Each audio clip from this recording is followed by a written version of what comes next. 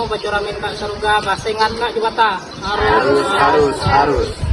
Kami dari kelompok 1 dengan tema Bahasa Daerah akan memaparkan tentang tema tersebut dalam kehidupan bermasyarakat. Sebelum itu, izinkan kami memperkenalkan diri kami. Saya Elvia Ega Putri. Saya Redemptus Sapero Krishna. Saya Margareta Sonia Odia Teresa. Saya Yafita Nita Praini. Saya Emilia Nanda. Saya Angela Cornelia Bunga. Saya Alexander Trisma. Selamat menyaksikan.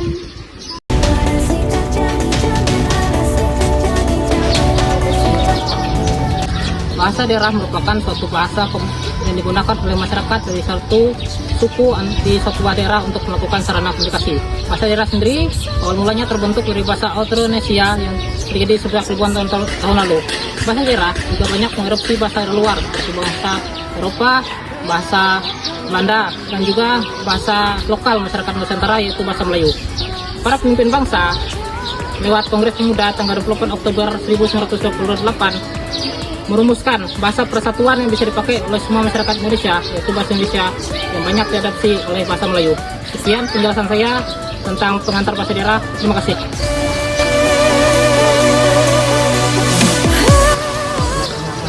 Apa sih bahasa daerah itu? Bahasa daerah adalah bahasa yang digunakan oleh suatu masyarakat di daerah tertentu sebagai alat komunikasi sehari-hari dan sebagai identitas budaya.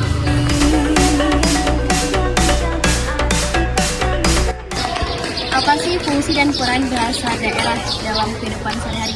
Nah, bahasa daerah ini memiliki beragam jenis fungsi dan peran dalam kehidupan kita sehari-hari dalam masyarakat.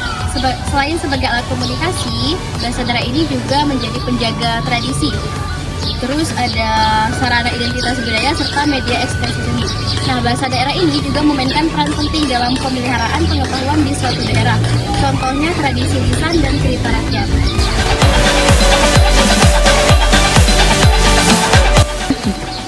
Kenapa sih bahasa daerah di Indonesia itu berbeda-beda? Yang pertama itu pengaruh luar baik dari perdagangan ataupun migrasi dari lingkungan A ke lingkungan B. Lalu yang kedua itu geografis.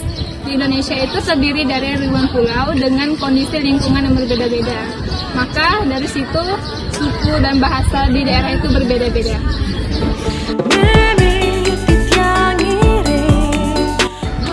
Mengapa sih bahasa daerah di Indonesia jarang digunakan dalam kehidupan sehari-hari? Yaitu karena dalam kehidupan sehari kita sering memakai bahasa Indonesia, karena bahasa Indonesia itu adalah bahasa resmi yang sudah diakui oleh negara. Dan juga jika memakai bahasa daerah dalam kehidupan sehari-hari, belum tentu semua orang paham apa yang dibicarakan. Mungkin sekian dari saya, terima kasih.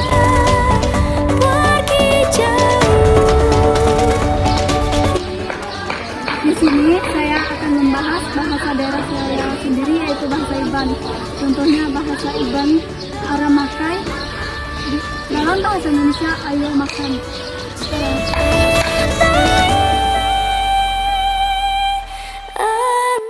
Jadi bahasa daerah ini sangat penting untuk dipelihara dan dilestarikan karena di zaman yang serba modern dan canggih ini, bahasa daerah ini terancam punah karena sekarang kebanyakan anak muda banyak memakai bahasa resmi, yaitu bahasa Indonesia.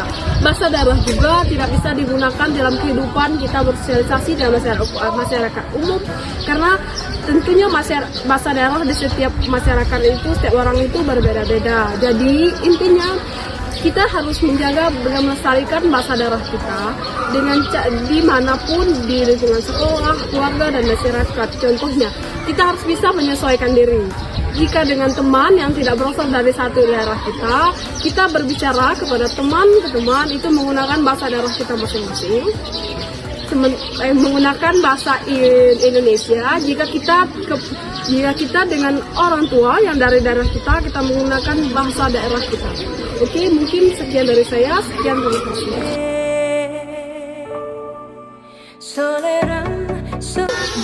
Kesimpulan dari materi hari ini adalah bahasa merupakan suatu sarana komunikasi non-verbal yang digunakan oleh manusia untuk berkomunikasi satu sama lain. Dalam praktiknya, bahasa di Indonesia sendiri, untuk khususnya bahasa daerah memiliki 718, dan di Kalimantan Barat ada 31 bahasa daerah yang berbeda-beda.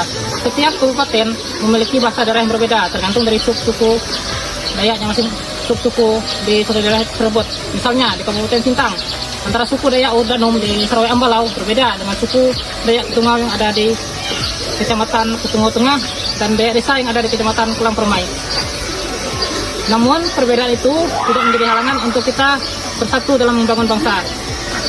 Sarana komunikasi yang secara resmi ditetapkan oleh pemerintah Indonesia adalah bahasa Indonesia.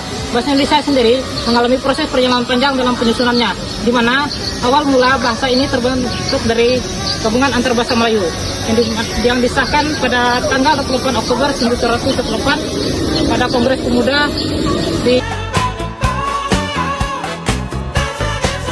Baik, sekian materi dari kami kelompok 1 dengan tema bahasa daerah. Semoga apa yang telah kami sampaikan dapat bermanfaat untuk teman-teman yang menonton video ini. Terima kasih.